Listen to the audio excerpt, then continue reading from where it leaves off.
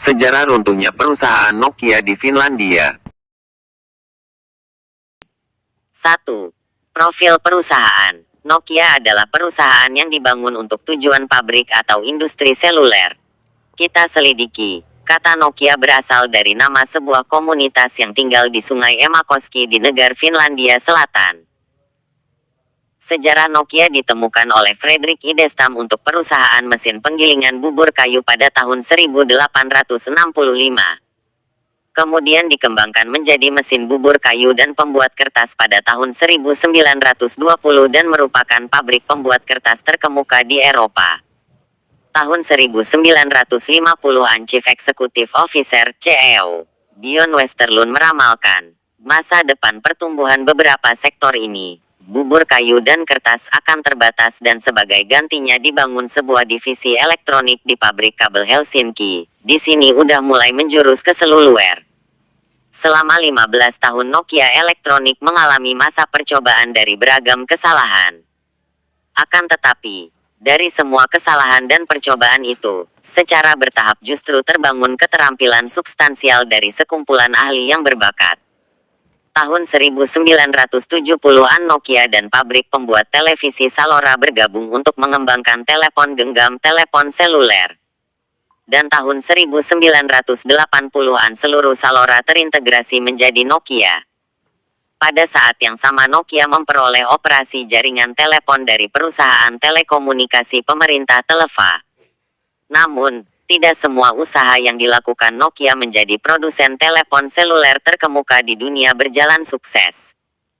Tahun 1980-an perusahaan ini membeli pabrik televisi Jerman, Cell, tetapi terpaksa meninggalkannya karena tidak berjalan mulus. Pada awal 1981, Nokia berhasil meluncurkan produk bernama Nordic Mobile Telephony (NMT). NMT merupakan jaringan seluler multinasional pertama di dunia. Karena itu, sepanjang dekade 1980-an NMT diperkenalkan ke sejumlah negara dan mendapat sambutan yang luar biasa. Pada awal 1990-an Nokia sempat krisis tetapi CEO yang baru, Jorma Ollila, memutuskan untuk memfokuskan pada telepon seluler dan jaringan telepon. Hasilnya, telepon GSM pertama kali di dunia muncul di Finlandia tahun 1991. Kemudian pasar telepon seluler global mulai berkembang sangat cepat pada pertengahan 1990-an dan Nokia menjadi nomor 1. Kini sebanyak 100 seri ponsel Nokia mendulang sukses. Target penjualan sebanyak 500.000 unit berhasil diraih pada 1994. Dengan tenaga kerja sebanyak 54.000 orang, produk Nokia terjual di 130 negara. Sekarang mungkin setiap orang tahu telepon seluler yang mudah dalam pengoperasiannya adalah Nokia, karena itulah moto Nokia. Anda tahu bahwa dulu negara Finlandia sangat tergantung pada hasil hutannya, kayu. Tapi sekarang apa kata orang Departemen Luar Negeri negara itu? Jyrki Vesikansa, dulu kami hidup dari hutan. Tetapi saat ini kami dapat menambahkan pada Nokia. Nokia saat ini, Nokia telah menciptakan berbagai macam ponsel dengan fungsi yang berbeda-beda. Perusahaan Nokia juga telah memastikan dalam hal diversifikasi dan segmentasi dari setiap produknya. Nokia selalu mendorong perusahaan mereka untuk selalu terdepan dalam hal research. Pada tahun 1999, Nokia meluncurkan Nokia 7110, sebuah ponsel yang memiliki kemampuan dasar berbasis fungsi web termasuk email. Sekitar bulan November tahun 2001, Nokia meluncurkan ponsel pertama yang telah built-in kamera, lalu Nokia 7650 dan Nokia 3650. Selama bertahun-tahun, Nokia telah bekerja untuk membuat praktek bisnis dan produknya yang memiliki tanggung jawab sosial dengan menciptakan handset ramah lingkungan dan membangun skema ponsel daur ulang untuk membawa manfaat mobilitas ke pasar negara berkembang. Nokia pun kini menghadapi tantangan dari berbagai kalangan dan belahan dunia, terutama oleh iOS dan Android. Dilatar belakangi oleh hal inilah pada bulan September tahun 2010, Nokia menunjuk Stephen Elop sebagai presiden dan CEO yang juga merupakan mantan kepala divisi bisnis Microsoft, berikut peran di Juniper Networks dan Adobe Systems Inc. Seorang Elop ini memiliki latar belakang pengetahuan software yang kuat dan terbukti memiliki kemampuan dalam memberikan adanya perubahan dalam manajemen. Pada bulan Februari tahun 2011, Nokia mengumumkan bergabungnya Nokia dengan Microsoft untuk memperkuat posisinya di pasar smartphone. Kemitraan strategis ini melihat smartphone Nokia mengadopsi sistem operasi baru Windows 7 yang berplatform, tujuannya adalah untuk membangun ekosistem ketiga untuk saingan Nokia, iOS saingan dan Android.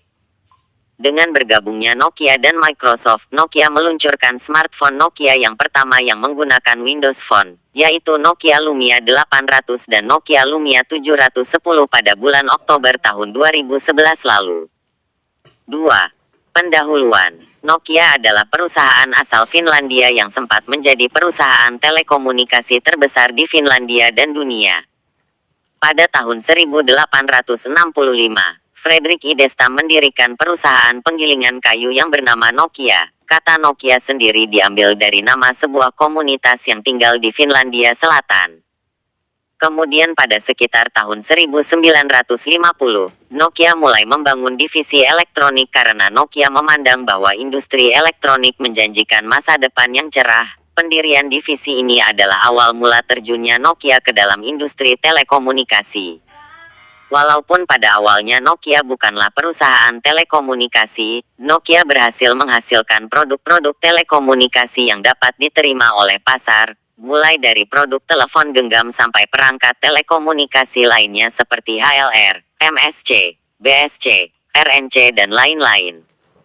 Kesuksesan Nokia tidak diperoleh dengan instan, melainkan melalui proses trial dan error yang panjang. Nokia melakukan kesalahan dan belajar dari kesalahan-kesalahan mereka sehingga Nokia mampu menghasilkan inovasi-inovasi yang berhasil membuat mereka merajai pasar telepon genggam selama 14 tahun sebelum tatanya direbut oleh Samsung.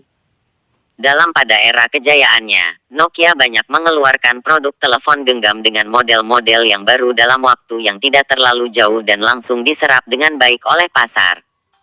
Sayangnya era kejayaan Nokia saat ini sudah mulai memudar, sebagaimana ditunjukkan oleh gambar 1. Saham Nokia semakin turun, berbeda dengan S&P 500, Nasdaq dan Dow Jones. Bila dibandingkan dengan Q2 2011 lalu, market share Nokia pada Q2 2012 ini mengalami penurunan di semua negara. Nokia juga melakukan pengurangan pegawai dan penutupan kantor dan pabriknya termasuk pabrik Nokia yang terletak di Finlandia. Jadi saat ini tidak ada lagi produk Nokia yang dibuat di Finland, negara asal Nokia. Latar belakang masalah. Nokia pernah merajai market mobile phone pada era GSM dan CDMA beberapa tahun lalu. Namun beberapa tahun terakhir saham Nokia terus jatuh seiring gagalnya beberapa produk Nokia terbaru melawan kompetitornya Apple, RIM, dan Samsung. Sangat miris apabila melihat Nokia yang dahulu memimpin hampir di semua segmen pasar mobile phone harus digeser oleh gempuran kompetitor. Di mana letak kesalahan strategi Nokia? 3. ISSUEPERMASALAHAN yang ingin dijawab.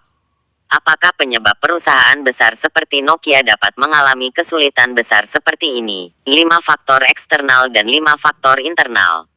Apakah strategi yang dijalankan dan temukan 3 penyebab yang paling dominan, yang menjadi penyebab utama kesulitan ini? Berapa besar kontribusi Nokia terhadap perekonomian Finlandia dan apa strategi Nokia ke depan? Apakah ada perusahaan lain yang akan menyusul? 4. Penyebab kegagalan Nokia. Internal. 1. Absennya produk yang populer terlalu lama, sehingga menurunkan pamor Nokia dan tergantikan oleh pesaingnya. 2. Nokia terlalu fokus mengembangkan Symbian tanpa memberikan inovasi yang berarti. 3. Nokia tidak fokus pada pengembangan hardware, phone, saja. Usaha Nokia untuk mengembangkan software, Symbian, Mego, malah membuat Nokia tidak fokus. 4. Strategi mengganti Symbian dengan Windows 8, Microsoft tidak berhasil, dan membuang hasil R dan D Symbian yang telah memakan banyak biaya. 5. Keputusan Board CEO lamban dalam menyikapi tren terbaru. Birokrasi yang kompleks dan divisi yang gemuk menyebabkan pengambilan keputusan yang relatif lama. 6.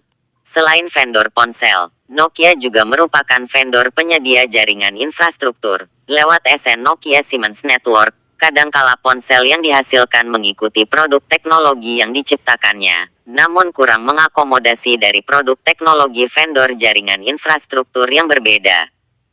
7. Nokia seringkali menjadi pelopor dalam meluncurkan produk terbaru namun tanpa prospek masa depan yang lebih baik. Nokia gagal mengantisipasi, memahami atau mengatur diri untuk menghadapi perubahan zaman. Bahkan bisa dibilang ponsel Nokia terbaru adalah fitur yang siap, namun tidak siap di masa depan. 8.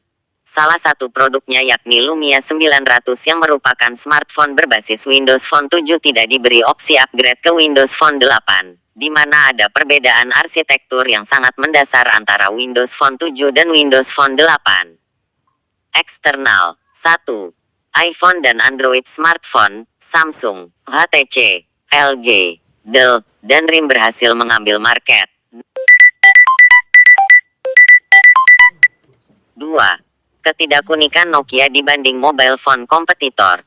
Smartphone yang berbasis Apple punya keunikan, user experience, high lifestyle, atau smartphone berbasis Android kaya akan aplikasi dan game gratis. Demikian pula smartphone BlackBerry, push email, messaging, BBM dan social media. Dan keunikan itu merupakan kekuatan yang menyebabkan mereka dilirik oleh pasar dan akhirnya mampu menggeser Nokia sebagai raja. Nokia yang menyediakan produk-produk untuk melayani semua segmen pasar menjadi tidak unik dan ditinggalkan customer, pembeli. 3. Vendor ponsel China, Huawei, ZTE, dan Korea, Samsung, LG, mengeluarkan smartphone low cost untuk menyaingi kerajaan Nokia di negara berkembang. 4.